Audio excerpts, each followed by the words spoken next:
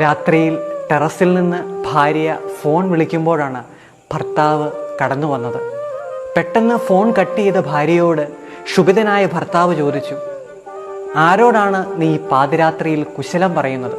സൗമ്യതയോടെ ഭാര്യ മറുപടി പറഞ്ഞു, അമ്മയാണ്. പകലൊന്നും സമയമില്ലാഞ്ഞിട്ടാണോ ഈ പാതിരാത്രിയിൽ നീ ഫോൺ വിളിക്കുന്നത്? എന്താണ് കാര്യം? ഭാര്യ നിറമിഴികളോടെ മറുപടി പറഞ്ഞു, ഇന്നെൻ്റെ 35ാമത്തെ പിറന്നാളാണ്. അമ്മ ഈ പാതിരാത്രിയിലെങ്കിലും എന്നെ ഓർത്തു. കൂടെ കിടക്കുന്നവൻ എന്നെ ഇതുവരെയും മനസ്സിലാക്കിയില്ല. സ്നേഹിക്കപ്പെടാതെ പോകുന്നതല്ല, മനസ്സിലാക്കപ്പെടാതെ പോകുന്നതാണ് ഈ ലോകത്തിലെ ഏറ്റവും വലിയ സങ്കടം. മനസ്സിലാക്കപ്പെടാതെ പോകുന്ന സ്നേഹവും പ്രണയവും എന്നും വേദനാജനകമാണ്.